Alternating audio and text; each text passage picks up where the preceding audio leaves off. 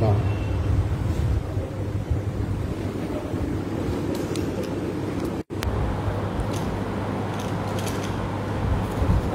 সফি মহিউদ্দিন আহমদ, আলহাজ doctor Shawkat Osman, আলহাজ নরুন্নবী মিরপুর, আলহাজ শামসুল হক, আলহাজ আবু জায়দ ওহিদুল হক, আলহাজ খাদেমুল ইসলাম খানু, মিজানুর রহমান, মোহাম্মদ সুলাইমান, গোলাম রব্বানী, আলহাজ ইব্রাহিম খলিল, আলহাজ মাকসুদ আনাম, আমিনুল ইসলাম দরবার,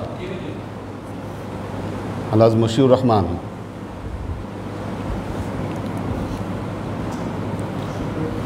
আলহাজ ফখরুল ইসলাম সায়েম, ফরিদুদ্দিন আহমদ শফি, মোহাম্মদ জামাল, জয়নাল আবেদিন সুজন, মফিজুল ইসলাম।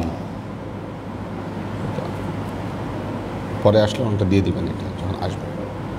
আলহাজ নাজিমুদ্দিন লালকোঠি, আমির হোসেন লালকোঠি, নুরুল ইসলাম ভুঁইয়া,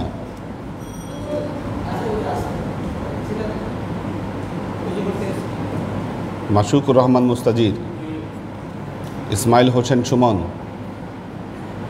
আব্দুর রাজ্জাক, ফখরুদ্দিন বাবু। আবার যখন মানে রিনেম এই পর্যন্ত আসলে তখন নামগুলা কার নাম থাকবে না থাকবে বলে দিব। শাহরিয়ার আলম মাহিন, আলম, তাফসিন হোসেন, নিচে মধ্যে থাকলে প্রেজেন্ট পাবে না।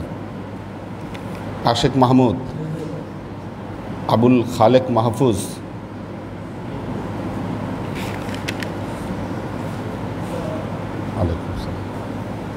আলহাজ আব্দুস সাত্তার, শামসুস সালেহীন, শরীফ সোহেল, প্রেজেন্ট দিয়ে দেবেন। ওটা সোহেল আছে না? কাউসার আলম আলাল, মৌলানা আব্দুল আলিম, কবি রফিক, ফাহিম আইমান, আইয়ুব মণ্ডল, মুস্তাকিম শেখ, মোহাম্মদ রানা, তাফসিন না তাওসিন, একটা তাফসিন একটা তাওসিন, এটা কেমন হলো নাম? হ্যাঁ, রাখছে কে নামটা? এই তাওসিন কে রাখছে নাম? হ্যাঁ, আমি রাখছি তাওসিন না, নামটা ক্লিয়ার হইতে হবে। কি নাম? হ্যাঁ, অবশ্যই পরিবর্তন হয়েছে না, তাওসিন তো এটা তো বুঝলাম না। 1 2 3 4 5 6 7 8 9 10 11 12 13 14 15 16 17 18 19 20 21 22 23 24 25 26 26। আরেকটা আছে ওইটা আমাদের ইয়ে আসছে, হ্যাঁ, মশিউর রহমান,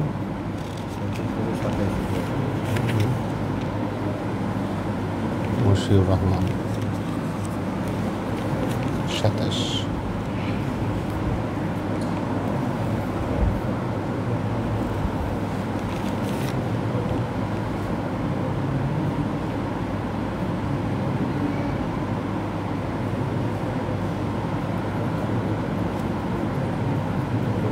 কতবার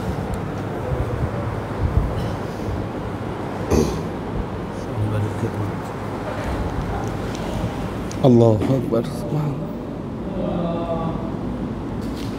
আল্লাহু আকবার। কোরআন শরীফটা দিও। আসসালামু আলাইকুম। আমরা আল্লাহর কাছে শুকরিয়া আদায় করি, আমাদের খাস আল্লাহ সোহবত আল্লাহ আমাদেরকে ক্লাস করার তৌফিক দান করেছেন। আল্লাহর তরফ থেকে একটা চরম নিয়ামত। এবং কালকে একটা বিশিষ্ট নিয়ামতের একটা অধিবেশন গেছে আমাদের, যারা অনুপস্থিত থাকলাম তারা অনেক কিছু হারাইলাম, কারণ এটা দ্বিতীয়বার আসা এরকমভাবে পরিপক্ক রূপে এটা আপাত দৃষ্টিতে আমাদের কাছে অনুভূত হয় না। তো আল্লাহর খাস দয়া, হুজুরের যে স্যাররা ওনারা কালকে আসছিলেন এবং প্রত্যেকে এমন অভিনিবেশ সহকারে হুজুরের বক্তব্য শুনলেন। ওনাদের বক্তব্যগুলো ত্রিধারা বিভক্ত, গতানুগতিক এবং সমস্ত কিছু মিলে ওনারা বলছেন যে আমাদের হুজুর আল্লাহর খাস দয়া, আল্লাহর খাস রহমত একটা সিস্টেমেটিক ওয়াজ করেন সবসময়। উনি একটা বিষয়ের সূচনা করেন এবং উপসংহারে ওই বিষয়ে চলে যান, তাহলে সামগ্রিক অডিয়েন্স বিষয়টা বুঝতে পারে যে কী ব্যাপারে আলাপ হচ্ছে। কালকের মেইন ছিল ঈদে মিলাদুন্নবী, এবং ঈদে মিলাদুন্নবী হুজুর পাক সাল্লাল্লাহু আলাইহি ওয়াসাল্লাম নিজেই পালন করছেন, সেটা হুজুর কালকে প্রমাণ করে দিলেন। স্যাররা অনেক খুশি হয়েছেন কালকের বক্তব্যে। জি, স্যাররা অনেক খুশি হয়েছে, আলহামদুলিল্লাহ। ঠিক আছে। আরিফুল্লাহ স্যার আজকে ইয়াতে বললো যে খুব চমৎকার। হ্যাঁ হ্যাঁ, আচ্ছা আচ্ছা আচ্ছা, মাশাআল্লাহ মাশাআল্লাহ, আল্লাহ আল্লাহ কবুল করুন। তো খুবই খুশি হয়েছে, সামনের বার আরো বড় করে করবো ইনশাল্লাহ। এবার তো আপনারা সাজান নেই, আমি সাজানোর কথা বলছিলাম। এই লাইট দিয়ে হবে না, এই লাইট কি, এগুলো তো একটা ফাঁকিবাজি। সাজানো সাজানো হবে বাইরে, লামসাম দিয়ে বুঝ দেওয়া এই সাজানো।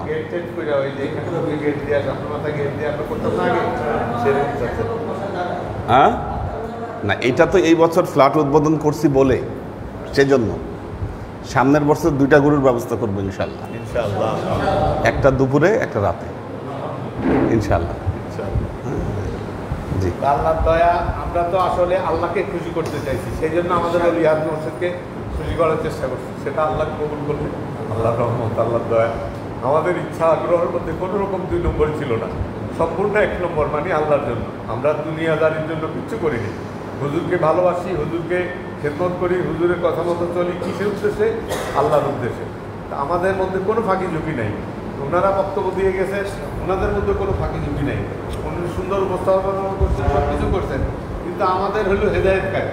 উনি যা বলেন সেটা আমাদের দিলে লাগে, বলতে হয় না, অটোমেটিক্যালি আমাদের ভিতরে সোল টু সোল কানেকশান হয়ে যাবো। মরহুম হুজুর কেবলা বলতেন এই ক্লাসটা হলো একটা সোল টু সোল ইন্টারাকশানের ক্লাস। সোল টু সোল একটা গ্রহণ আসতেছে, মুখে বলতেছি অনেক কথা, কিন্তু হৃদয়ে আসতেছে না। কারণটা কি? হেদায়েত আসতেছে না আমাদের। তা আমরা আমাদের হুজুরকে দেখলেই ভালো লাগে, যে কোনো ড্রেস পরে সেটা দেখলে আমাদের ভালো লাগে। এটা হুজুরের সামনেই বলতেছি বাধ্য হয়ে।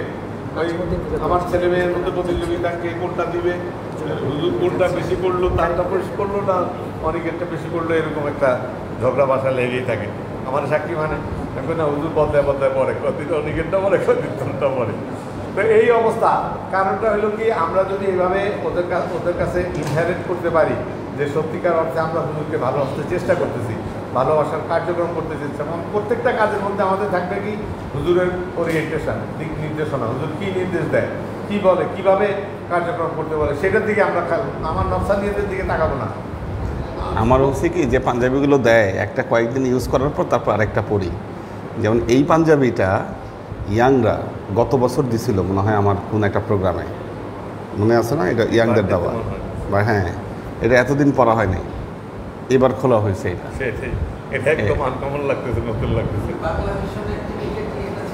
হ্যাঁ, বাংলা ভিশন এটা পরে গেছি, আজকে বাংলা টিভিতে ছিল, এটাতে এটা পরে গেছি। হ্যাঁ, এটা এখন পড়তেছি আর কি কয়েকদিন। আল্লাহর দয়া, আসলে এটা আল্লাহর খাস দয়া, যে কোনো কিছুকে সৌন্দর্য লাগা। আর সবচেয়ে বড় জিনিস কি, হুজুরের চেহারার মধ্যে একটা উজ্জ্বল্য, একটা প্রাজ্বল্য বিরাজ করে, যার কারণে যে স্যারেরা সারাক্ষণ গিয়েছে, হুজুর কত কষ্ট করে ওয়াজ করছে, হাত লাগাইতে পারে না, পাশে স্যার বসা। এটা কত কঠিন একটা সাবজেক্ট কালকে হুজুরের জন্য দিছি। আমরা সোফা সেটগুলো যে ওইভাবে বিন্যস্ত করতে পারতাম, অথবা বলে রাখতে পারতাম যে এটা রিজার্ভ ফর অনারেবল স্যারস, অথবা কিছু একটা হুজুর মানে, তাইলে একটা হইতো। যাই হোক, তারপরও সুন্দর ইনশাল্লাহ হয়েছে, সবাই মোটামুটি অ্যাকোমোডেট হয়েছে। তো অ্যাকোমোডেশন বেশি হওয়ার কারণ হলো অনেকেই এই অপরচুনিটিটা নিচ্ছে যে হুজুরের ঘরটা দেখে আসে। আমাদের পীর ভাই ছাড়াও যারা নতুন দেখলাম অনেকরে আমি নতুন রিকগনাইজ করছি যে এনারা নতুন প্যান্ট শার্ট পরে আছে, ইয়ং ছেলেপেলে। যাই হোক, তো দেখো কোনো আপত্তি নেই। আমরা কেন সাজাইছি? আমরা আমাদের হুজুরকে ভালোবাসি, অন্তর থেকে ভালোবাসতে চেষ্টা করি, সেই জন্য সাজাইতে চেষ্টা করি।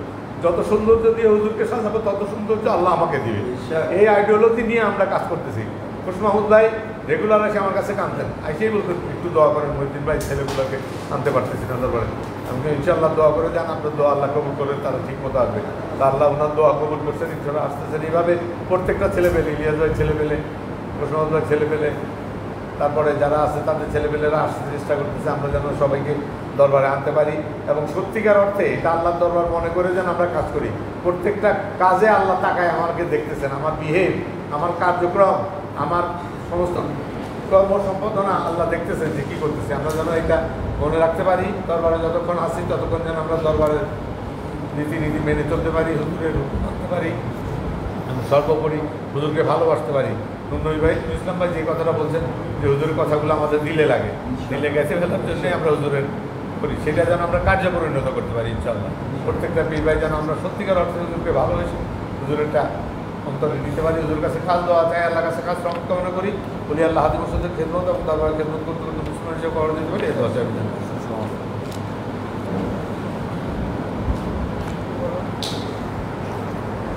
আলহামদুলিল্লাহ আলহামদুলিল্লাহি নাহমাদুহু ওয়া নাস্তাঈনুহু ওয়া নাস্তাগফিরুহু ওয়া নু'মিনু বিহি ওয়া নাতাওয়াক্কালু আলাইহি ওয়া নাউযু বিল্লাহি মিন শুরুরি আনফুসিনা ওয়া মিন সাইয়্যাতি আ'মালিনা من يهد الله فهو المهتدي ومن يضلل فلن تجد له وليا مرشدا فنشهد أن لا إله إلا الله وحده لا شريك له ونشهد أن سيدنا وسندنا ونبينا محمدا صلى الله عليه وسلم الذي أرسله الله بالحق بشيرا ونذيرا وداعيا إلى الله بإذنه وسراجا منيرا وقال الله تعالى في كلامه المجيد وفرقانه الحميد ما كان محمد أبا أحد من رجالكم ولكن رسول الله وخاتم النبيين وكان الله بكل شيء عليما إن الله وملائكته يصلون على النبي يا أيها الذين آمنوا صلوا عليه وسلموا تسليما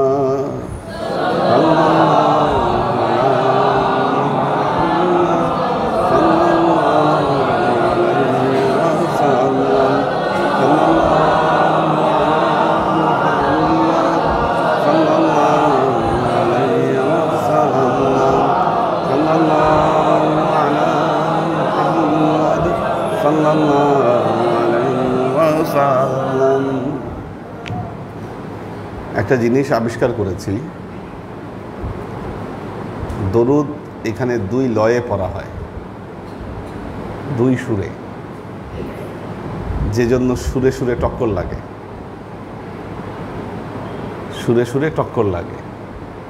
আমাদের একটা টিউনে আসতে হবে, আমাদের দরুদ পড়া থেকে সব কিছুর মধ্যে একটা ফরমেশন থাকতে হবে, নাহলে এটা ভালো দেখাবে না। জিনিসগুলোকে আরও প্রাণবন্ত করতে হবে, এটা হচ্ছে ফ্যাক্ট। প্রাণ থাকতে হবে, নাহলে হয় না, ঠিক আছে? এখন এই যে দুই সুর, এটাকে এক টিউনে আনতে হবে। আমি একটু পার্সোনালি শুনবো আপনাদের কে কেমনে পড়েন দরুদ, আপনি পড়েন। সাল্লাল্লাহু আলা মুহাম্মদ সাল্লাল্লাহু আলাইহি ওয়াসাল্লাম সাল্লাল্লাহু আলা মুহাম্মদ সাল্লাল্লাহু আলাইহি ওয়াসাল্লাম সাল্লাল্লাহু আচ্ছা ঠিক আছে, আলা মুহাম্মদ আপনি পড়েন।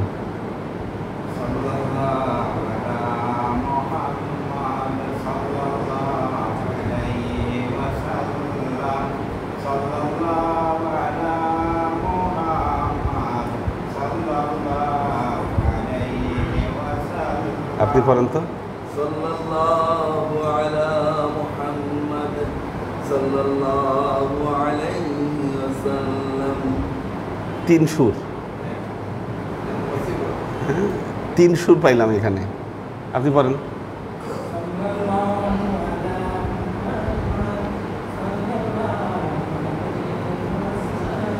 এনার সাথে ওনারটা ম্যাচ করছে, এটা ম্যাচ করছে। কবি সাহেব বলেন।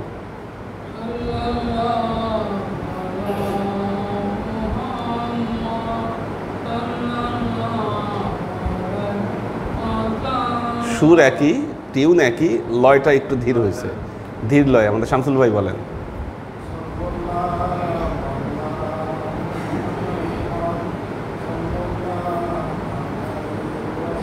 মহিউদ্দিন ভাইয়ের সাথে ম্যাচ করছে এটা। আপনি বলেন।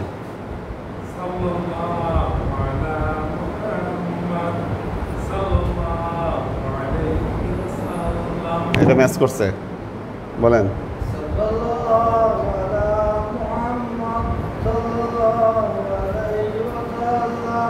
এটা হ্যাঁ বুঝতে পারছি, একবার বলি হবে। হ্যাঁ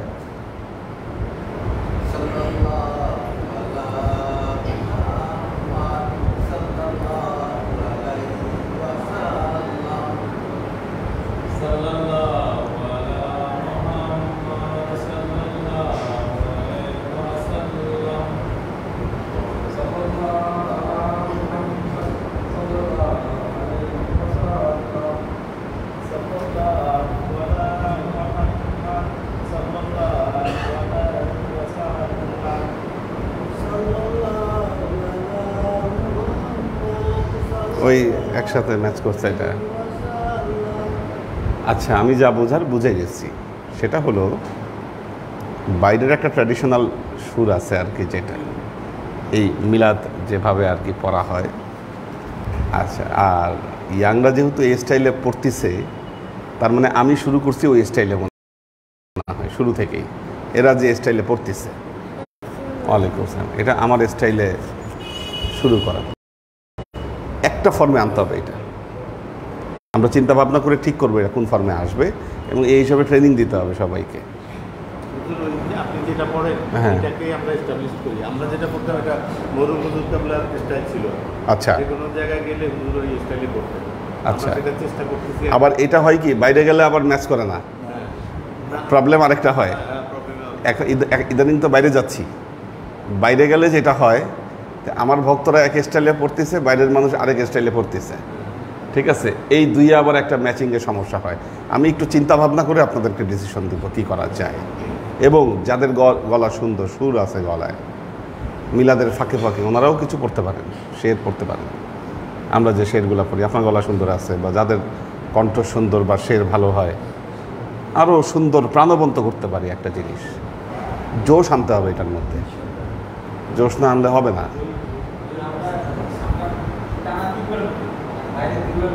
দুইবার পরে কিছু একটা মিসম্যাচ হয়, আমি যেটা দেখতে পাই যে কিছু একটা মিসম্যাচ হয়ে যায়। হ্যাঁ হ্যাঁ বলেন বলেন বলেন বলেন। আমরা যে ডিফারেন্সিয়েশন পাইলাম ওলি আল্লাহ হাদি মুর্শিদ আর নরমাল, কালকে তার প্রমাণ হয়ে গেল। তিনজন স্যার একবারও দুধ পড়লেন না ওনাদের জি। কিন্তু আপনি ওকে সেই আল্লাহর কাছে দয়া, আল্লাহর কাছে বসে জি। এটা একটা নজির দেখলাম। জি, ওই যে এখন দরুদ পড়তে ভয় পায় মানুষ, চিন্তা করেন কি অবস্থা। ওইটা খবরটা ওনাদের মধ্যে আমি তো কিছু বললাম এই বিষয়ে যে আলেমরা এখন বহুত কিছু ভয় পায়। ঈদে মিলাদুন্নবীর এত প্রোগ্রাম, কোনো প্রোগ্রামে আলেমরা সেমিনার ঈদে মিলাদুন্নবীর, মিলাদুন্নবী নিয়ে কিছু বলে না। বাইতুর রহমান মসজিদে গেলাম, সিরাতুন্নবী, মিলাদুন্নবী বলা যাবে না। বুঝলাম যে ওনাদের ভাবটা হচ্ছে এইখানে। হ্যাঁ, আমি যখন মিলাদুন্নবী নিয়ে শুরু করলাম, কৌশলে আমার মাইক দিল অফ করে। ঠিক আছে, মাইক দিল অফ করে। আমি এটা সুইচ অফ করা মাইকের, এটা মানে অফ করা হয়েছে সুইচ, তাহলে সুইচ এমনি অফ হওয়ার কথা না। ঠিক আছে, তো বুঝলাম যে এই কথা প্রচার হইতে দিতে চায় না ওনারা। ঠিক আছে, আচ্ছা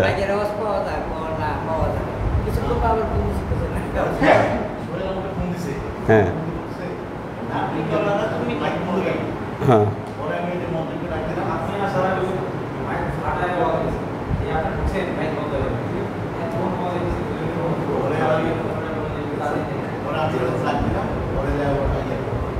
হ্যাঁ।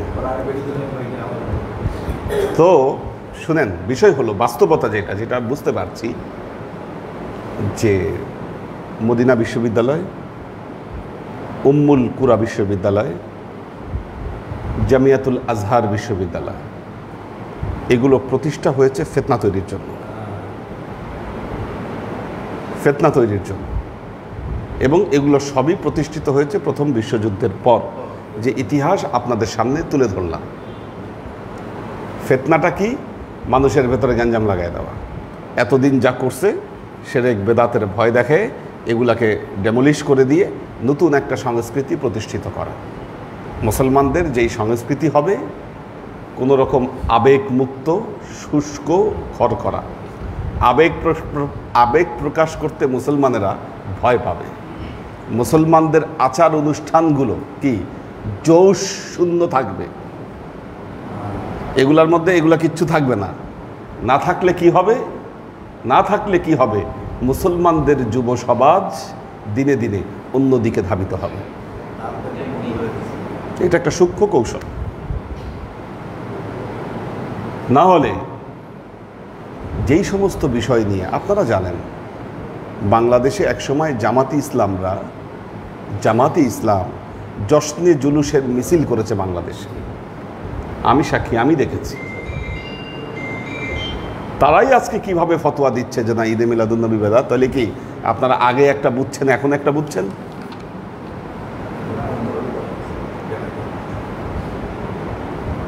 আগে একটা বুঝছেন, এখন একটা বুঝছেন, বিষয়টা তা না। যখন থেকে সৌদি আরবের টাকা খাওয়া শুরু করছেন, ওনারা বলছে টাকা তো নিচ্ছ, কিন্তু শুনছি তোমরা নাকি জশ্নে জুলুস করো, তোমরা নাকি মিলাদ করো। কি সাইদি সাহেবের বহু মাহফিলে কি উনি দাঁড়ায় কিয়াম করছে, আল্লাহুম্মা সাল্লি আলা সাইয়্যিদিনা মুহাম্মদ ওয়া আলা আলি সাইয়্যিদিনা মাওলানা মুহাম্মদ, কি এই দরুদ দিয়ে শুরু করছে ওনারা। হঠাৎ করে এটা বন্ধ হয়ে গেল কেন? ওই যে ওখান থেকে জিনিস আনতেছেন আপনি, কেন আপনার শর্ত না মানলে জিনিস দিবে না। মশলা উল্টে গেছে, একবার কাজীপাড়া মাদ্রাসায় কামালউদ্দিন জাফরি সাহেব আসছিলেন। কামালউদ্দিন জাফরি সাহেব বাংলাদেশ ইসলামী ইউনিভার্সিটির উনি মালিক আর কি, ট্রাস্টি বোর্ডের সদস্য উনি। তো নামাজের পরে মোনাজাত করবে না, আগে করতাম এখন করি না। উনি বললেন এই কথা। আমাদের সাইফুল স্যার ছিলেন, স্যার তো কালকে আসছিলেন, স্যার তো ধরে বসছে। কারণ আমার আর স্যারের লেখা একটা আর্টিকেল আছে, যেটা একটা স্ট্যান্ডার্ড গবেষণা জার্নালে প্রতিষ্ঠিত হয়েছে, মেথডস অ্যান্ড ইম্পর্টেন্স অফ দোয়া আফটার সালাহ। নামাজের পরে দোয়া করার যে মেথড এবং ইম্পর্টেন্স, আল্লাহ নবী কী বলেছেন, এর উপর একটা আর্টিকেলই লিখেছি আলাদা, অনেক রেফারেন্স সহ সুন্দরভাবে আর্টিকেলটা লেখা হয়েছে। তো অসংখ্য রেফারেন্স সেখানে আছে, কেন দোয়া দরকার, কেন মোনাজাত করতে হবে। তো আল্লাহর আশেক ও সালেক বৃন্দ, আমরা খুব কঠিন একটা সময় অবস্থান করছি।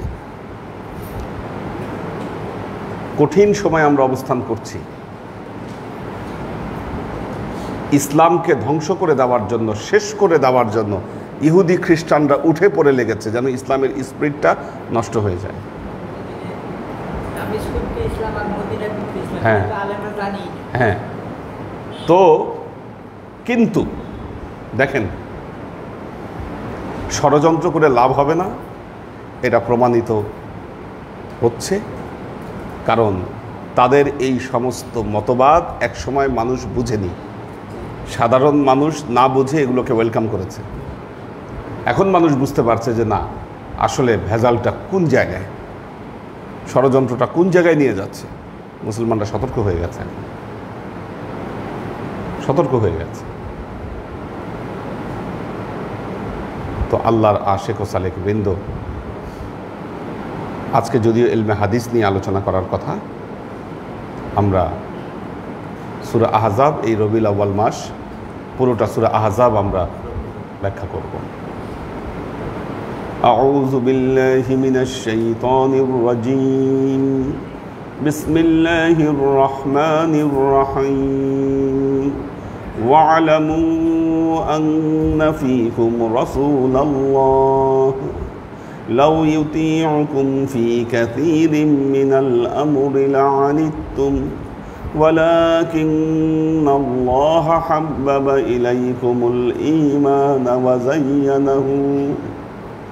ওয়াযায়্যানাহু ফী কুলূবিকুম وكره إليكم الكفر والفسوق والعصيان أولئك هم الراشدون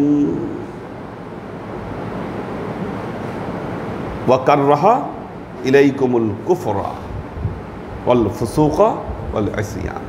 কুফর মানে হচ্ছে গোপন করা, আল্লাহর নবীর মর্যাদা গোপন করতে চায়। খুব গুরুত্বপূর্ণ কিছু বিষয় আলোচনা করব এখন আপনাদের বোঝার জন্য। গোপন করতে চায়, গোপন কোথায় করতে চায়?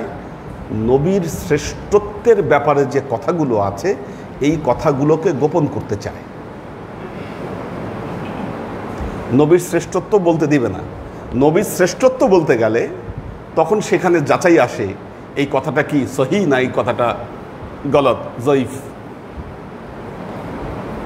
জীবনের এত কিছুর ব্যাপারে কোনো কথা নাই, যখন ব্যাপারে কথা বলতে যাই তখন এটা কি আসলে সহি না এটা জয়ীফ না এটা মাউজু, কি বিভিন্ন ধরনের মসলা দিচ্ছে। উদ্দেশ্য হচ্ছে নবীর শ্রেষ্ঠত্ব নিয়ে যেন কোনো কথা না হয়। কিছু উদাহরণ দেই।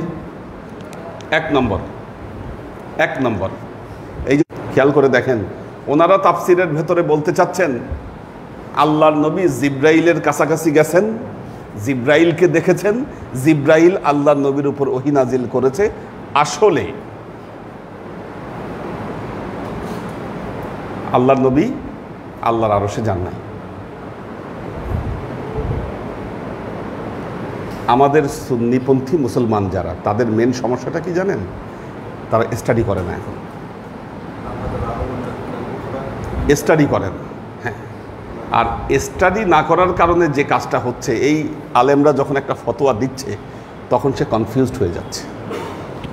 আর মাঝখানে আছে কয়জন, তারা চিন্তা করে, আচ্ছা অমুক এত বড় আলেম, এই মদিনা থেকে পড়ে আসছে, সে বলছে আল্লাহ নবী যায় নাই আরো সে, আচ্ছা আমি যদি ওয়াজে বলি নিরাপদ কোনটা? নিজে কিন্তু কোনো পড়াশোনা নাই, এখন মনে করতেছে নিরাপদ হলো ওই যে বড় আলেম বলছে মদিনা থেকে পড়ে আসছে, আজহার থেকে পড়ে আসছে, সেই কথা বলছে, আচ্ছা আমি তার কথার উপরে ইস্তেকামত করি, তার উপরে ইস্তেকামত করি। ওনারাও গড্ডালিকা প্রবাহে বলছেন আল্লাহ নবী আল্লাহর আরশে যায় নাই। তাহলে কাকে দেখছে? জিব্রাইলকে দেখছে, জিব্রাইলের সাথে মোলাকাত হয়েছে।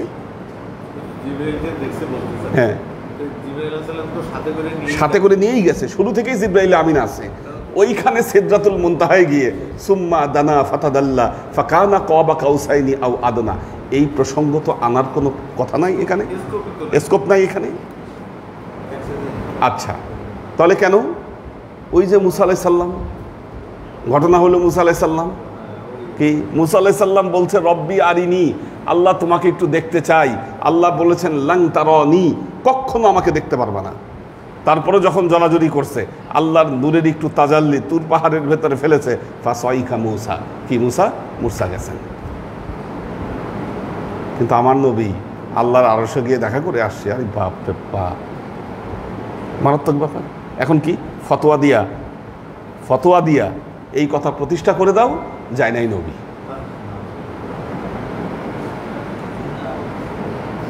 যায় নাই। হ্যাঁ, কোনটা? হ্যাঁ, তো না যাবার তো কোনো প্রমাণ থাকে না, গেছে কিনা সেটার প্রমাণটা কি, এটা হচ্ছে বিষয়।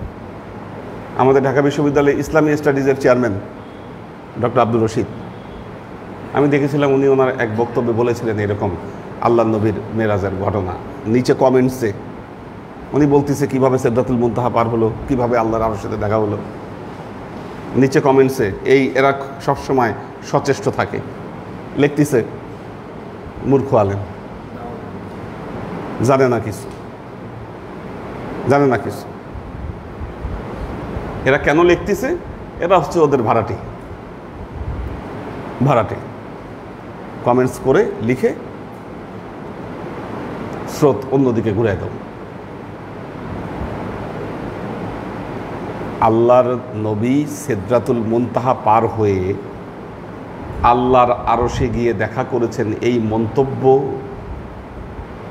যে দুইজন সাহাবী প্রকাশ করেছেন, একজন হচ্ছেন হযরত আব্দুল্লাহ ইবনে আব্বাস রাদিয়াল্লাহু তাআলা আনহু, রাসূল মুফাসসিরিন, তাফসীর কারকদের নেতা ছিলেন হযরত আব্দুল্লাহ ইবনে আব্বাস। দ্বিতীয় যিনি এ কথা বলেছেন হযরত আনাস ইবনে মালিক রাদিয়াল্লাহু তাআলা আনহু, সবচেয়ে বয়স্ক সাহাবী, খাদেমে রাসূল আনাস ইবনে মালিক। এ দুজন বলেছেন। দেখেন নাই কে বলছে? মা আয়েশা বলছেন। কি বলেছেন মা আয়েশা? যে কতগুলো কথা বলেছেন মেরাজ নিয়ে মা আয়েশা। এক নম্বর কথা যে মা ফাকাদা জাসাদু রাসূলুল্লাহ সাল্লাল্লাহু আলাইহি ওয়াসাল্লাম ফি লাইলাতুল মেরাজ, মেরাজের রাতে আল্লাহর নবীর দেহ হারিয়ে যায় নাই, আমার পাশেই ছিল, একথা বলেছেন। দ্বিতীয়ত বলেছেন যে না, এক সাহাবী এসে জিজ্ঞাসা করলেন, আচ্ছা আপনি বলেন তো মেরাজের রাতে কি আল্লাহর নবী দেখেছেন কিনা? মা আয়েশাকে জিজ্ঞাসা করছে। মা আয়েশা বলেছেন, তুমি এটা কি বললা? এ কথা শুনে আমার গায়ের লোমগুলো দাঁড়িয়ে যাচ্ছে। না, আল্লাহকে দেখেন নাই, মা আয়েশা এটা বলেছেন। এখন কার কথা গ্রহণ করবেন? গুরুত্বপূর্ণ তিনটা তথ্য আসছে এখানে। মা আয়েশার তথ্য আসছে, আব্দুল্লাহ ইবনে আব্বাস রাদিয়াল্লাহু তাআলা আনহুর তথ্য আসছে, এবং আনাস ইবনে মালিক রাদিয়াল্লাহু তাআলা আনহুর তথ্য আসছে। এখন এই ঘোমটাওয়ালা মাওলানা, আমাদের জ্ঞান বুদ্ধি এত, মা আয়েশার কথা গ্রহণ করেছেন এনারা, যে না ইস্তেকামত এটার উপরেই। মেরাজ কবে হয়েছিল মেরাজ? হিজরতের আগে। মা আয়েশার জন্মই হয়েছে হিজরতের পরে। কি বিয়ে হয়েছে তো আরো পরে, বিয়ে হয়েছে আর অনেক পরে। মানে যখন মেরাজের ঘটনা ঘটে পৃথিবীতে নাই মা আয়েশা, এবং আল্লাহর নবীর জীবনে মেরাজ বহুবার ঘটেছে, একবার সশরীরে, বাকিগুলো আত্মিকভাবে। কাজে এখানে মা আয়েশার কথা গ্রহণ করার কোনো কারণ নেই। এখন এই কথাটা যে সাহস করে বলবে, কি এই সাহসই তো নাই। হাই মা আয়েশার ব্যাপারে এত বড় কথা বলবো, বাস্তব কথা আপনি গ্রহণ করতে পারবেন না এখানে মা আয়েশার কথা। এটা রেশনাল দাবি। এটা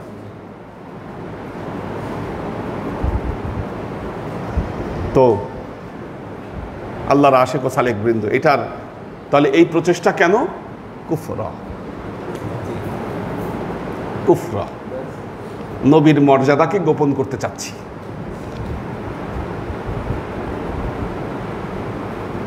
নবী আমাদের মতোই মানুষ, কত বড় আহাম্মক বিয়াদব।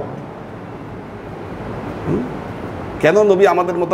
এটা হলো তাবলিগীদের মশলা, আমি বলে দিলাম। ফাজাইলে আমল এই কিতাবের মধ্যে লেখা। হ্যাঁ, এটা তাবলিগী মশলা। কুল আনা বাশারুম মিসলুকুম, কোরআনে বলা আছে। কুল, বলো, আনা বাশারুম মিসলুকুম, আমি তোমাদের মতো মানুষ। মশলা পাইছে একটা, কুল আনা বাশারুম মিসলুকুম। বাউলরা যে ওয়াজ করে, বাউল, আমি বাউলের ওয়াজ শুনছি, এরকম বাউল ওয়াজ করতেছে। মিয়া জানো আমরা নামাজ পড়ি না কেন? কোরআনে আল্লাহ বলেছে লা তাকরাবুস সালাত, তোমরা নামাজের ধারের কাছে যায় না। কিন্তু তারপরের অংশ বলে না, লা তাকরাবুস সালাত ওয়া আনতুম সুকারা, যখন মাতাল হয়ে থাকো তখন তোমরা নামাজের ধারের কাছে যায় না।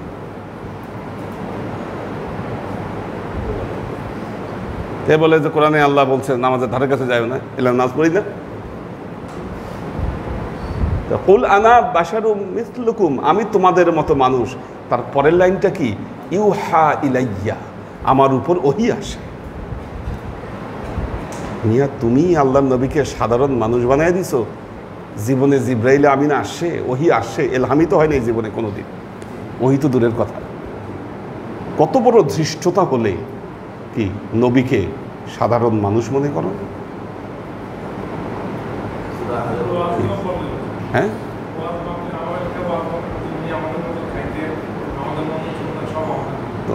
চিন্তা করেন, শুনেন। একটা হচ্ছে সিয়াকুল কালাম, কি বলতে চাচ্ছে বক্তব্যে। নবীর প্রতি যদি সত্যি আপনার ভালোবাসা থাকে, যাকে আমরা শ্রদ্ধা করি, যাকে ভালোবাসি, কি তার প্রশংসা ফুলে ফেপে আমরা করি না? কি আব্দুল হক মুহাদ্দিস দেহলভি, আব্দুল হক মুহাদ্দিস আমাদের সাজানামায় আছে। উনি আল্লাহ নবীর ব্যাপারে বলছেন লা ইউমকিনুস সানা কামা কানা হাক্কাহু,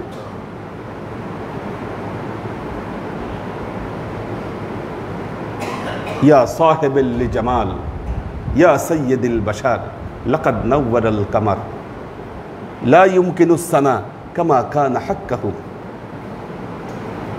বাদ আজ খোদা বুজুর্গ তুই কিসসা মুখতাসার। বলছে লা ইউমকিনুস সানা কামা কানা হাক্কাহু, আপনার প্রশংসা করা যথোপযুক্তভাবে এটা কারো পক্ষে সম্ভব না।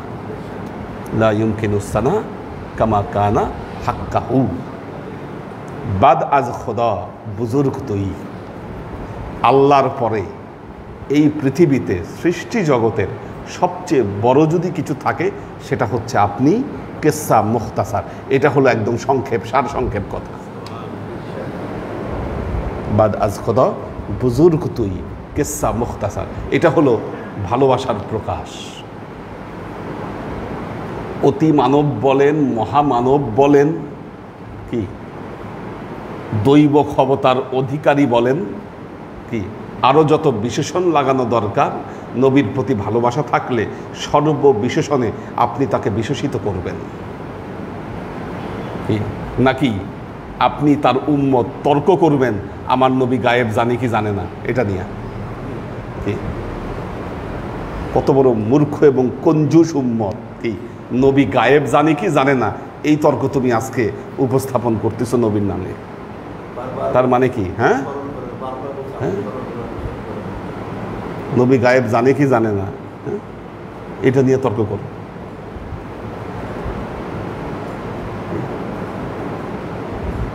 এগুলো কি নবীর মর্যাদা হানি করে না? উম্মত কেন এটা নিয়ে তর্ক করো?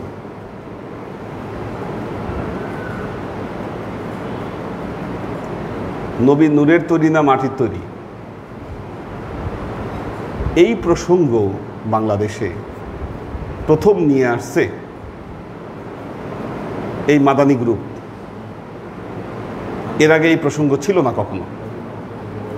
নূরের তৈরি না মাটির তৈরি, মাথায় ঢুকাইছে এরা।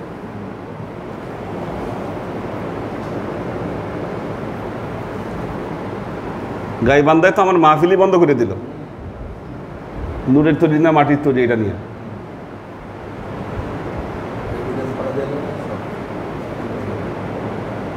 আচ্ছা, কেন নবীর সাথে নূর শব্দটা যুক্ত করা যাবে না? খবর আছে তাইলে কি হবে? তাইলে কি খবর আছে? ইমান যাবে, জাত যাবে, 14 গোষ্ঠী উদ্ধার হয়ে যাবে। কি নবীর উম্মত এটা বলতেছে কি নূর শব্দ নবীর সাথে যুক্ত করা যাবে না। বলুক না আল্লাহ কোরআনে, লাকাদ জাআকুম মিনাল্লাহি নূরুন ওয়া কিতাবুম মুবিন। কোরআনে বলেছে তো কি হয়েছে? বলা যাবে না, বললে জাত থাকবে না, ইমান থাকবে না, কাফের হয়ে যাবে। এই তো পরিস্থিতি, আপনারা তো ছিলেন। আমি আমার বাস্তব জীবনের অভিজ্ঞতা থেকে বলছি, নবীর উম্মত দরকার হলে লাঠি সোটা দিয়ে পিটাবে যদি নবীরে বলি আমি যে সে নূর। নবী কিসের তৈরি আল্লাহ ভালো জানেন, এটা আমরা জানি না। অবশ্যই তিনি শুধু আলো নন। আলো তো টেলিভিশনে দেখা যায়, আলো ফুরিয়ে গেলে যারা বলে ওনার ছায়া ছিল না, এই ছিল না, এগুলো আবার অতিরিক্ত অতিরঞ্জিত ঘটনা। তবে হ্যাঁ, সৃষ্টিতত্ত্বের বিশেষ কিছু সৃষ্টি যেগুলো সম্পর্কে আমাদের কোনো ধারণা নাই, ধারণার ঊর্ধ্বে এগুলো। যেমন আদমের সৃষ্টি, পৃথিবীর কোনো সৃষ্টির সাথে তার মিল নাই। আল্লাহ আদমকে কোত্থেকে সৃষ্টি করেছেন? মাটি থেকে। মাটি থেকে। আপনাকে কি মাটি থেকে সৃষ্টি করছে? আপনাকে মাটি থেকে সৃষ্টি করে নাই। কোরআন কি বলে আপনাকে কোত্থেকে সৃষ্টি করেছে? পানি থেকে, আলাক থেকে, রক্ত জমাট রক্তপিণ্ড থেকে। আপনাকে মাটি থেকে সৃষ্টি করেছে এটা বলেনি। হ্যাঁ, তবে আপনার মধ্যে মাটি থাকতে পারে, এটা কি ফরম্যাটে আছে আমরা জানি না। আপনার মধ্যে নূরও আছে। কি আপনার মধ্যে নূরও আছে। যাদেরকে দিয়ে আল্লাহ আল্লাহর কথা বলায় তাদের মধ্যে আল্লাহ নূর আছে। আল্লাহ বলেছে, কোরআনে বলেছে, আফামান শারাহাল্লাহু সাদরাহু লিল ইসলাম ফাহুয়া আলা নূরিম মির রাব্বিহি। যাদের বক্ষকে আল্লাহ তাআলা ইসলামের জন্য উন্মুক্ত করে দিয়েছেন তারা তোমাদের কাছে আগত আল্লাহর তরফ থেকে নূর। কোন ফর্মে আছে এটা জানি না, তবে হ্যাঁ আমি এতটুকু বুঝি, বক্তব্য কথা সবসময় বলতে চাইলেও বলা যায় না। আল্লাহ যখন চায় তখন ভালো করে বলা যায়, আল্লাহ না চাইলে বলা যায় না। জবান দিয়ে একটা কথাও বের হয় না, আর বের হলেও সেটা মানুষের ভালো লাগে না। আল্লাহর উপর নির্ভর করে এটা। ওটা নূর। নূর নূর থাকলে কি হবে? আমাদের নুরুল ইসলাম ভাই যেটা বললেন, অন্তরে ঢুকবে, অন্তরে ঢুকবে, নাহলে হাজার শ্রুতি মধুর করেন না কেন, লাভ হবে না, লাভ হবে না। তো গেল একটা আদমের সৃষ্টি। আদমের সৃষ্টি দেখেন, একটা শব্দের ব্যাখ্যাই শেষ করতে পারছি না কেন, প্রতিটা শব্দ গুরুত্বপূর্ণ।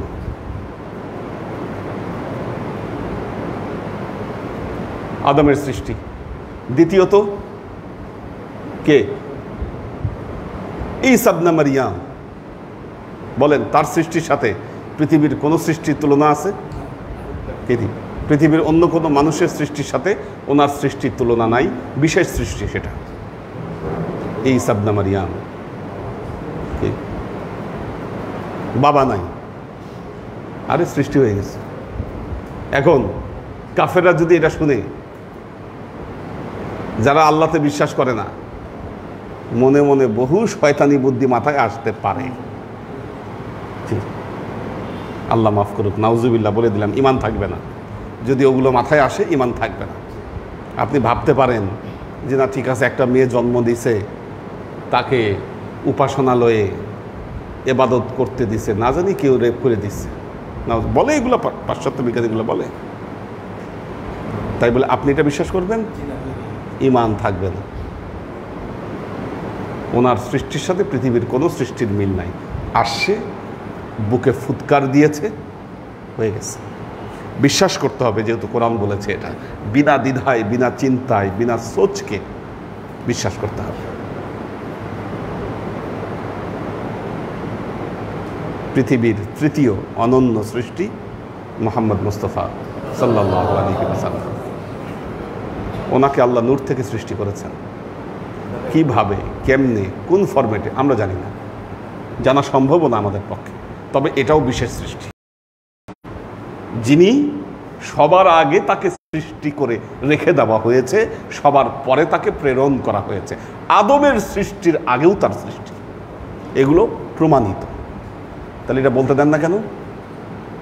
সমস্যাটা কোথায়? এই যে কুফরা, আমরা কুফরের মধ্যে আছি। তাই কাজেই মনে রাখবেন, নবীর গুণগান গেতে যারা বাধা দেয় তারা যেমন কাফের। বাধা দেওয়ার কারণে আজকে কি হয়েছে, মানুষ এগুলো গুণগান গাইতে ভয় পায়। কি মারাত্মক পরিস্থিতি, কোথায় আছি আমরা একটাবার চিন্তা করেছেন আপনারা?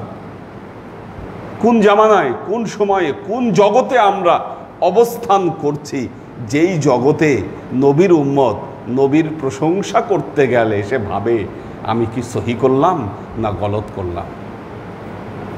মানে কি, ভেতর অন্তর সব শেষ করে দিয়েছে আপনাদের, শেষ। এই কুফর আল্লাহর সাথে নয়, নবীর সাথে সম্পৃক্ত। আয়াতের পূর্বাপর সব কিছু প্রমাণ করছে এটি নবীর সাথে। দুনিয়ার তাবৎ মানুষ তো কুফর করছে। মিলাদুন নবীতে বাধা দেয় কেন? আল্লাহর নবীর সৃষ্টি, জন্ম। মিলাদুন নবী হচ্ছে জন্ম, বলতেছে মিলাদুন নবী বলা যাবে না, সিরাতুন নবী বলতে হবে। আচ্ছা, তাহলে সিরাতুন নবী এবং মিলাদুন নবীর পার্থক্য কি? সিরাতুন নবী হলো জীবনের বিভিন্ন পর্যায়ে কি, যেটা কমন। আচ্ছা দেখেন, মুসা আলাইহিস সালাম, তার জন্ম, কোনো বিশেষত্ব আছে? বিশেষত্ব নাই। বাপ মায়ের মিলনের ফলে ওনার জন্ম হয়েছে, অন্যান্য পৃথিবীর অনেক মানুষের মতো। আল্লাহ তাকে নবুয়ত দিয়েছেন সময় মতো, দিয়েছেন। আমার নবীর জন্ম তো এমন নয়, জন্মের আগে থেকেই তিনি অনন্য, অসাধারণ। অনন্য, অসাধারণ। আল্লাহর নবীর জন্ম পৃথিবীর সকল নবী, সকল মানুষ, সকল কিছুর চেয়ে আলাদা। কাজেই তার জন্ম বৃত্তান্ত অত্যন্ত গুরুত্বপূর্ণ বিষয়। তার শ্রেষ্ঠত্ব এবং তার মর্যাদার জন্য জীবনের সব কিছুর ঊর্ধ্বে আগে তার জীবনটা, তার জন্মটা, এই পৃথিবীতে তার আগমন, এটা গুরুত্বপূর্ণ একটা সাবজেক্ট। এবং যেই কথাগুলো ঈদে মিলাদুন নবীকে কেন্দ্র করেই আলোচিত হতে পারে, জন্ম বৃত্তান্ত। প্রবলেমটা এখানেই। শুনেন, পৃথিবীতে সবচাইতে হিংসুক জাতি হচ্ছে ইহুদিরা, ইহুদি জাতি। বহু নবী তারা হত্যা করেছে, বহু নবী হত্যা করেছে বনি ইসরাইল। হিংসা থেকে, হিংসা থেকে অনেক নবী হত্যা করেছে তারা, বনি ইসরাইল। হ্যাঁ হ্যাঁ, এবং খ্রিস্টান ধর্ম, খ্রিস্ট ধর্ম যে নষ্ট হয়েছে, গুরুত্বপূর্ণ ভূমিকা পালন করেছে ইহুদিরা। এখন পৃথিবীতে ধর্মের প্রতিযোগিতা। ইহুদি ধর্মের একটা প্রবলেম আছে, এই ধর্মে কেউ দীক্ষিত হতে পারে না। বুঝছেন নি সমস্যাটা কোন জায়গায়? দীক্ষিত হতে পারে না এই ধর্মে, জন্ম হইতে হয়, জন্ম হতে হয়। এজন্য ইহুদিদের কোনো ফ্যামিলি প্ল্যানিং নাই। একজন মেয়ে 7 জন 8 জন করে সন্তান জন্ম দেয়, ফ্যামিলি প্ল্যানিংয়ের বাইরে। আর কারণ এই ধর্মে কেউ দীক্ষিত হতে পারে না, সংখ্যা বাড়াচ্ছে এরা যেভাবে হোক।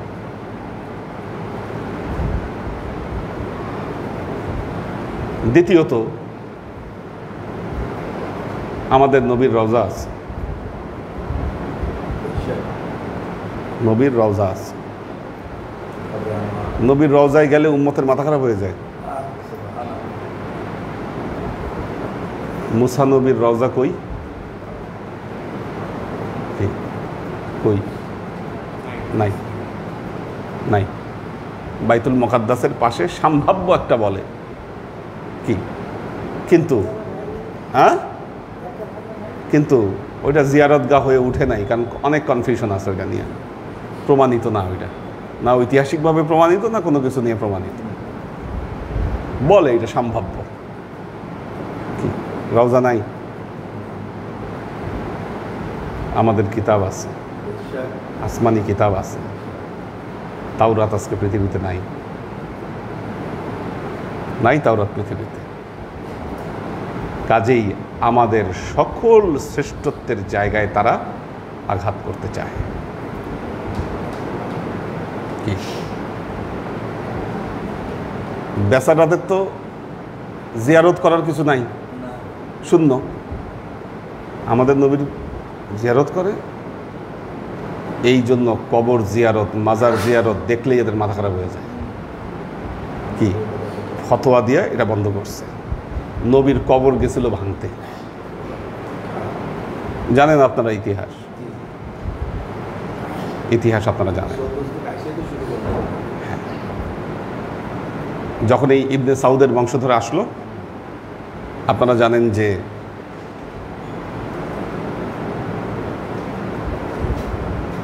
জান্নাতুল বাকিতে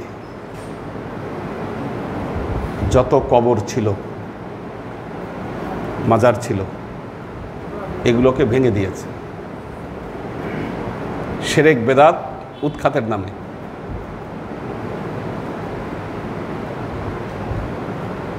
কিছু উদাহরণ দেই, সিমিলার উদাহরণ দেই।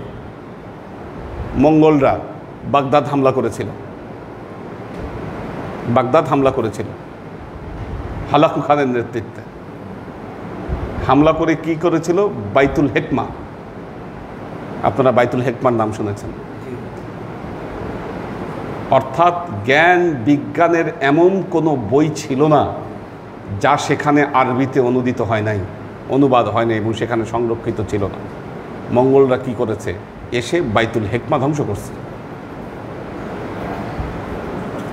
ধ্বংস করার ফলে কি হয়েছে? মুসলমানদের এই শিক্ষা দীক্ষা ঐতিহ্য এগুলো সব হারায় গেছে, শেষ। আমেরিকা যখন বাগদাদ আক্রমণ করেছে, কি করেছে? আপনারা সাক্ষী। লাইব্রেরিতে আগুন ধরাই দিছে, লাইব্রেরিতে আগুন ধরাই দিছে। আসলে আগে লুট করছে লাইব্রেরি, কারণ ওরা এগুলা নষ্ট করার কথা না। কারণ আমি আপনাদেরকে একটা বলি, খাজা মঈনুদ্দিন চিশতির লেখা একটা চিঠি খাজা বখতিয়ার কাকির কাছে, এটা খুঁজতে খুঁজতে আমি পাইলাম ব্রিটিশ মিউজিয়ামে। আমাদের জিনিস ব্রিটিশ মিউজিয়ামে নিয়ে রেখে দিচ্ছে। তার মানে কি, ব্রিটিশরা যখন এখানে আসছে এটা পাইছে, পেয়ে নিয়ে গেছে। আমার প্রায় 10 থেকে 12 হাজার টাকা খরচ করে ওখান থেকে মাইক্রোফিল্ম করে এটা আনাইতে হয়েছে। তাও ভাগ্য বলো আমার এক বন্ধু ছিল তখন ওখানে, মাইক্রোফিল্ম করে সে পাঠিয়েছে। এটা আমাদের জিনিস, ওরা নিয়ে গেছেন, আমাকে ওদের থেকে দাঁড় করে নিয়ে আসতে হচ্ছে। মসজিদের এই জান্নাতুল বাকির কবরগুলো ভেঙেছেন আপনি শিরক বেদাত উৎখাতের নামে। ক্ষতিটা কি করেছেন জানেন?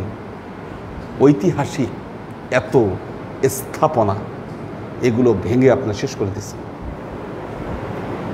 কি পৃথিবীতে প্রত্নতত্ত্ব কিছু আইন আছে, আজকে বাংলাদেশে আইন আছে, 100 বছরের কোনো বিল্ডিং যেটা, সেটা হেরিটেজ, এটা ভাঙা যাবে না।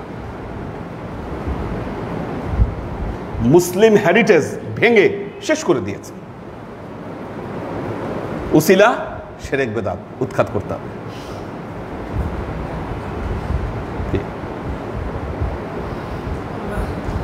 ওদের তো জিয়ারতের জায়গা নাই। আমাদের যে জায়গাগুলো ছিল এগুলো ধ্বংস করার চেষ্টা করেছে না। বাস্তবতা এটা, এটা বাস্তবতা।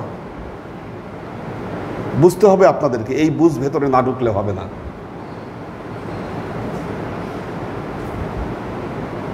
আল্লাহর আশিক ও সালেক বৃন্দ, আসমানি কিতাব নাই, আসমানি কিতাব নাই, আমাদের দিব্যি কোরআন আছে। একটা জিনিস খেয়াল করবেন, এটা আমার ফাইন্ডিংস। এগুলো আমার আব্বা যে পরিবারে জন্মগ্রহণ করেছিলেন সেটা আহলে হাদিস ফ্যামিলি, আপনারা জানেন। কিন্তু আমি ব্যক্তিগতভাবে আমার আব্বাকে আহলে হাদিসের কোনো আমল আমি করতে দেখিনি। কাজেই আমি বলবো না তিনি আহলে হাদিস ছিলেন, ইম্পসিবল ব্যাপার এটা। নামাজ পড়ছেন 6 তাকবীরে, কিন্তু এদের জ্বালা যন্ত্রণায় আব্বা বিপর্যস্ত ছিল।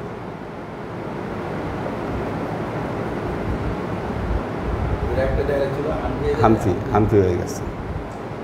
এখন কে পাত্তা দেয়? আমি তো কোনো কেয়ারই করি না, এগুলো পাত্তাই দেয় না। তুমি আমার হানফি কও আর শাফি কও আর মালিকি বলো, যে বলে এগুলো কোনো বিষয়ই না। চাচা তো বাইরে আসে, পাত্তাই দেয় না এগুলো। 2 দিন পরে আরও পাত্তা দিব না, এদের কোনো পাত্তাই থাকবে না। ধুলায় মিলায় যাবে এরা। হ্যাঁ হ্যাঁ, এরা কেউ আসতো না। হ্যাঁ হ্যাঁ, শুনেন, আসতো না। আমরা ওখানে বড় কিছু করি, দেখবেন সুরসুর করে আসবে, তখন আর হানফি আর মালিকি ওগুলো কাটবে না। ফিটিংবাজির সুযোগ থাকলে এগুলো সব চলে যাবে, বুঝছেন না? তখন আর এগুলো কিচ্ছু হবে না, সব জায়েজ। আমরা ওইরকম কিছু করতে পারছি না বলে। আমি প্রথম যখন গিয়েছি, গ্রামের মসজিদের এরা যে কি ভাব নিত, সর্বনাশ ভাব নিত। এদের তেলায় তেল মেখে তৈল মর্দন করে তারপর তাদের মসজিদে যাইতে হবে, বক্তব্য দিতে হবে। আল্লাহ দিন পরিবর্তন করেছে, এখন চাইলেও ওখানে যাওয়া সম্ভব নয়। বলেন,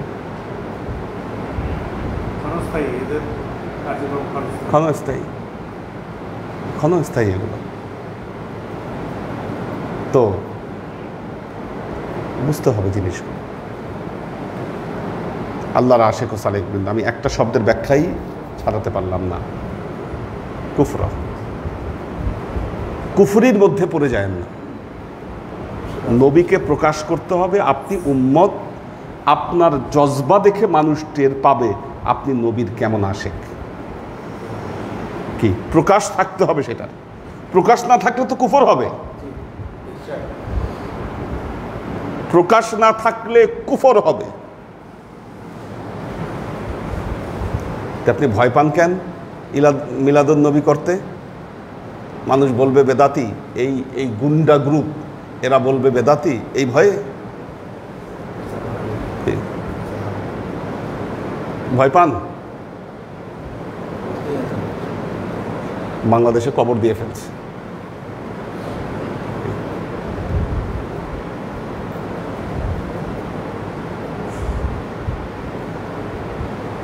মৌলানা সাহেব মদিনা থেকে পড়ে আসছেন, ফতোয়া দিয়েছেন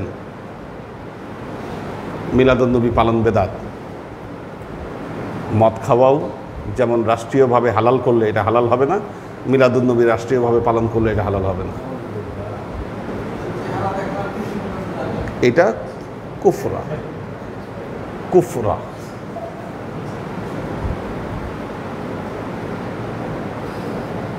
জানা অজানায় ওনারা কুফরি করছেন। মনে রাখবেন, নবীর প্রশংসা, নবীর গুণগান, গুণগান গাওয়ার মধ্যে হাসান বিন সাবেত কি আল্লাহ নবীকে নিয়ে কবিতা লিখেছেন। আল্লাহ নবী এত খুশি হয়েছেন, গায়ের চাদর খুলে দিয়ে দিয়েছেন হাসান বিন সাবেত।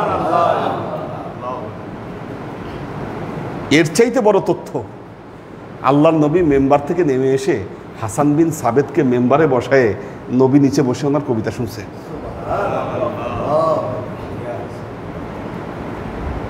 আবার কবিতার ভাষা ঠিক করে দিয়েছে যে না, এটা এমন হবে না, এরকম হবে। কি খুশি হইতেন নবী। হাসান বিন সাবেত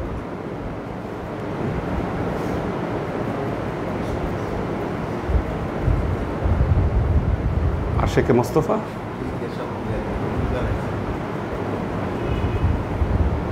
আব্দুর রহমান জামি,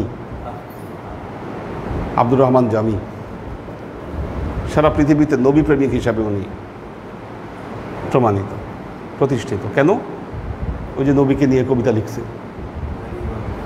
হ্যাঁ, কবিতা লিখছে নবীকে নিয়ে। ওনার ইরাদা নবীর রওজার সামনে গিয়ে উনি কবিতা শোনাবে নবীকে। এইদিকে মদিনার যে গভর্নর, সে বারবার স্বপ্নে দেখতেছে আব্দুর রহমান আসতেছে মদিনায়, ওকে মদিনায় আসতে বাধা দাও। তো মদিনার যিনি গভর্নর আইন জারি করে দিলেন, আব্দুর রহমান নামে কেউ যেন না আসে এইদিকে। ওনার কাফেলা ওনাকে ছেড়ে চলে গেছে, উনি একা রওনা হয়েছে। ওই সময় একা রওনা হওয়া কিন্তু এত সহজ ব্যাপার না, জীবনের হুমকি আছে। আবারও মদিনার হাকিম সে স্বপ্নে দেখছে। এগুলো বাস্তব ঘটনা। ইহুদিরা যখন আল্লাহ নবীর দেহ চুরি করতে গেছে, মদিনার গভর্নরকে আল্লাহ নবী স্বপ্নে এসে নিজে বলছেন। তারপরে সে রওনা দিয়েছে। মদিনার হাকিম তাকে খুঁজে গ্রেফতার করে জেলে নিয়ে গেছে।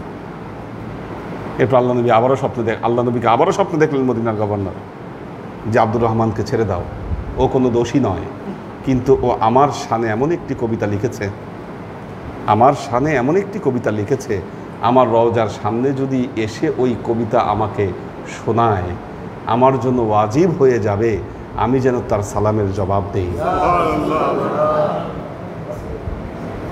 এই জন্য নিষেধ করেছি। আসলে তো দোষী নয় ও, আব্দুর রহমান জামি। দেখেন এই বিষয়গুলো পরে তাকে জিজ্ঞাসা করা হয়েছে, আপনি কি লিখছেন? উনি বলেছেন এটা অনেক আগের ঘটনা, খুব রিসেন্ট। আমি এমফিল করেছি শাহরিয়ারের উপর, কবি শাহরিয়ার। ইরানের আয়াতুল্লাহ, ওই সময় একজন আয়াতুল্লাহ, ওনার নাম হচ্ছে আয়াতুল্লাহ গাররাশি। আয়াতুল্লাহ গাররাশি তিনি একদিন স্বপ্নে দেখলেন একটা মজমা হচ্ছে। আমি ওনার উপর এমফিল করেছি, আমি একদম ওনার জীবন থেকে এটা জানা আমার। স্বপ্নে দেখলেন মাহফিল হচ্ছে, কবিতার মাহফিল। হযরত আলী রাদিয়াল্লাহু তাআলা আনহু এই মাহফিলে বসা। এক এক কবি এক একটা কবিতা শোনাচ্ছে। এই সময়ে একজন তরুণ কবি আসছে, তার নাম শাহরিয়ার। আলী বললেন, শাহরিয়ার, তুমি আমাকে নিয়ে যে কবিতাটা লিখেছো এটা আমাকে শোনাও। আলী এ হুমায়ুন রহমত সাহেব দিলান ফদায়া, প্রথম লাইন এটার কবিতা। উনি শোনাইলেন কবিতা। যাক, ঘুম ভেঙে গেল আয়াতুল্লাহ গাররাশির। উনি খোঁজ করলেন কি আছে এই শাহরিয়ার নামে কবি। খুঁজে বের করে শাহরিয়ারকে ডাকাই নিয়ে গেলেন এবং বললেন, তুমি কি হযরত আলীকে নিয়ে কোনো কবিতা লিখেছো? শাহরিয়ার বললেন, হ্যাঁ আমি লিখেছি, কিন্তু এই কবিতা যে আমি লিখেছি এটা কেউ জানে না, আমি আজ পর্যন্ত কাউকে বলিও নাই এবং এটা কোথাও প্রকাশিত করি নাই। শোনাইতে বললেন, একই কবিতা, একই কবিতা। এগুলো বাস্তব, বাস্তব। কাজেই ওয়াক্কাররাহা ইলাইকুমুল কুফরা, নবীর গুণগান গাইতে হবে, ফুলে ফেপে সেটাকে প্রকাশ করতে হবে, মনে রাখবেন। না হলে কি হবে, আপনাদের ভেতরটা দুর্বল করে দিলে, প্রথম কাজ হচ্ছে দুর্বল করে দেওয়া, দ্বিতীয় অ্যাটাক হচ্ছে ধ্বংস করবে আপনাদেরকে। কি কাফের মুশরিকরা এই সুযোগ নেবে তাদের ধর্মের। কি আজকে বাংলাদেশে দেখেন খ্রিস্টান মিশনারি যত আছে, লোকদেরকে, সরল সোজা মানুষদেরকে বুঝায় ইসলাম ধর্ম থেকে খ্রিস্টান ধর্মে দীক্ষিত করতেছে। কি কি বলে জানেন? ব্যাকগ্রাউন্ড তৈরি করছে আগে এই সমস্ত কথা বলে, ব্যাকগ্রাউন্ড তৈরি করেছে। ব্যাকগ্রাউন্ড তৈরি করে এখন বলে, আরে আমাদের ঈসা নবী উদার, ঈসা নবী খুব সিম্পল জীবনযাপন করতেন। কি, ঈসা নবী সাধারণ জীবনযাপন করতেন, ঈসা নবী তার সব কিছু মানবতার স্বার্থে ব্যয় করে দিয়েছেন, এত বড় নবী।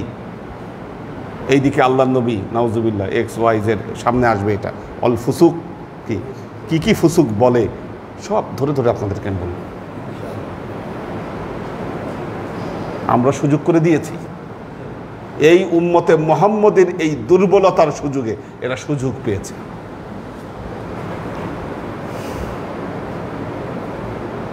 আল্লাহ আমাদেরকে মাফ করুন। তোমার বাণীরে করিনি গ্রহণ, ক্ষমা কর হযরত, ভুলিয়া গিয়াছি তব আদর্শ, তোমার দেখানো পথ। বিলাস বিভব দলিয়াছ পায়ে, ধুলি সবে তুমি কভু, তুমি চাহো নাই আমরা হইব বাদশা নওয়াব কভু। এই দুনিয়ার ধন সম্ভার সকলের তাতে সম অধিকার, তুমি বলেছিলে ধরণীতে সবে সমান পুত্রবধ।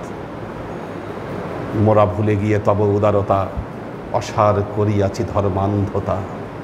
ভিন ধর্মীর পূজা মন্দির, ভাঙিতে আদেশ তুমি দাওনি হে বীর। তলোয়ার তুমি দাও নাই হাতে, দিয়াছ অমর বাণী।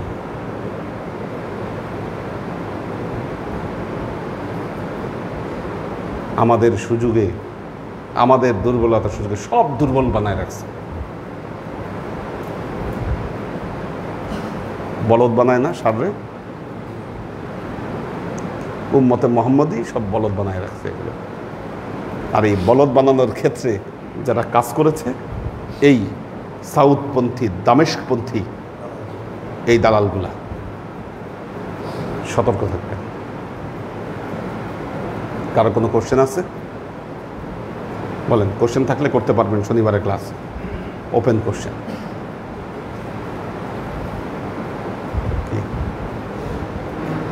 বলো।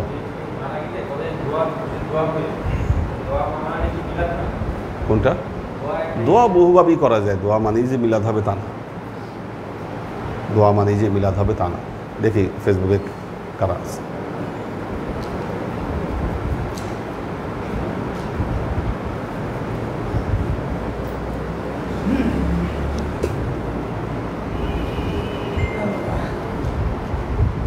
ওয়াসিম খান ইতালি থেকে, কবির হোসেন, ফাহিম ফাইজুল্লাহ।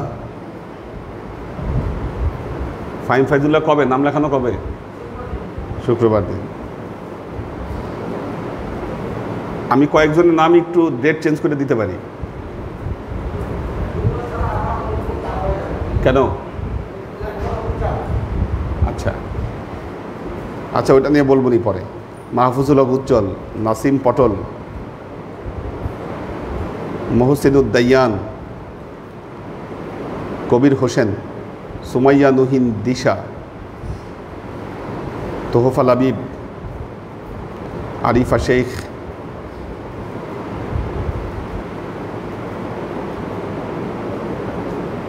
সালাউদ্দিন ইমরান, কোরবান আলী মালয়েশিয়া থেকে, আফ্রিদিটি অনু, এহসান সুলতানা, HK কনক,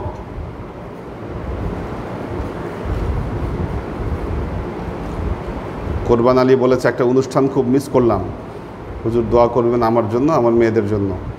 ও তো মালয়েশিয়ায় আছে, কালকে ছবি টবি দেখে আর কি বুঝছে যে মিস করছে অনেক। সুরভি আক্তার নিপা, আরিফ রহমান, আমরিন শরীফ, আনোয়ারা শরীফ, ইফাদ মিলি, পর্ণা বিনতে কাদির, আবির আহমেদ কলকাতা থেকে, সাওয়ান খান, আব্দুল হাফিজ, ওয়াসিফ আহমেদ জনি, ওমর শরীফ, মোহাম্মদ ফরিদ, নুরুল ইসলাম ফরিদপুর থেকে, আবির আহমেদ আরিয়ান কামরাঙ্গীর চর থেকে, সুলতান মামুন,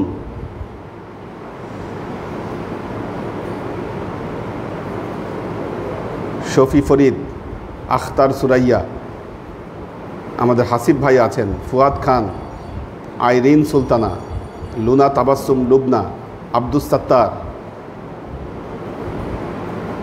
আশরাফুল আনাম, মনিরুজ্জামান মনির, কাউসার আলম আলাল, শামসুস সাদেকিন। আল্লাহ সবাইকে ভালো রাখুন, সুস্থ রাখুন। আল্লাহুম্মা আমিন। আল্লাহুম্মা সাল্লি আলা মুহাম্মাদিন ওয়া আলা আলি মুহাম্মাদিন কামা সাল্লাইতা আলা ইব্রাহিম ওয়া আলা আলি ইব্রাহিম ইন্নাকা হামিদুম মাজিদ।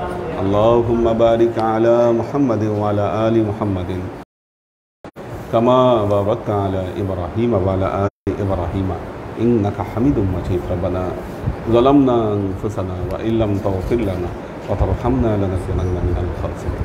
রব্বানা আতিনা ফিদ দুনিয়া হাসানাহ ওয়া ফিল আখিরাতি হাসানাহ ওয়া কিনা আযাবান নার। রব্বানা লা তুযিগ কুলুবানা বা'দা ইয হাদাইতানা ওয়া হাব লানা মিন লাদুনকা রাহমাহ ইন্নাকা আনতাল ওয়াহ্হাব। আল্লাহুম্মা ইন্নাকা আফুব্বুন তুহিব্বুল আফওয়া ফা'ফু আন্নি ইয়া গফুরুর রহিমুল ওয়াদুদ। اللهم نور قلوبنا بنور الإيمان ونور قلوبنا بنور الإسلام ونور قلوبنا بنور الإحسان وزين أخلاقنا بنور محمد صلى الله عليه وسلم. اللهم إنا نسألك علما نافعا رزقا واسعا عملا مقبولا شفاء من كل داء قلبا خاشعا ذهنا ذاكرا إيمانا كاملا توبة قبل الموت راحة عند الموت ونزاة بعد الموت. اللهم إنا نسألك رحمتك في كل درجة فلاح في كل أمر ونعوذ بك من الشرك والشك والنفاق والبدعة ومن كل وسوسة الشيطان. يا الله يا رحمن يا مالك আমরা এতক্ষণ তোমার দরবারে যে সমস্ত আমলকে উপস্থাপন করলাম, ত্রুটি মুক্তভাবে এই আমলগুলোকে তুমি আমাদের তরফ থেকে কবুল করে নাও। তুমি এর যাজা আমাদের প্রিয় নবী হযরত মুহাম্মদ মুস্তাফা সাল্লাল্লাহু আলাইহি ওয়াসাল্লামের কাছে পৌঁছে দাও। আল্লাহ, আমাদের নবীর পরিবারবর্গের কাছে তুমি এর যাজাকে পৌঁছে দাও। এই দুনিয়ার সমস্ত আম্বিয়ায়ে কেরাম, সাহাবায়ে কেরাম, তাবেঈন, তাবেঈন, ওয়ালি আউলিয়া, গৌস কুতুব, আমাদের মা বাবা, ভাই বোন, আত্মীয় স্বজন, এই দরবার থেকে যত পীর ভাই বোন চলে গেছে সবার রূহে আল্লাহ তুমি এর যাজাকে পৌঁছে দাও। তুমি তোমার হাবিবের ওসিলায় আমাদের সবাইকে কবুল ক্ষমা করে দাও। আমাদের জীবন থেকে সমস্ত অভাব, অভিযোগ, বালা মুসিবত, দুঃখ কষ্ট, রোগ শোককে দুর্ভিত করে দিয়ে দৃঢ় হস্তে তোমার দ্বীনের খেদমতের তৌফিক তুমি আমাদেরকে দান করো। সুবহান রাব্বিকা রাব্বিল ইজ্জাতি আম্মা ইয়াসিফুন সালামুন আলাল মুরসালিন ওয়ালহামদুলিল্লাহি রাব্বিল আলামিন ওয়াজআল আখির কালিমাতিনা ইনদাল মাউত লা ইলাহা ইল্লাল্লাহ মুহাম্মাদুর রাসূলুল্লাহ সাল্লাল্লাহু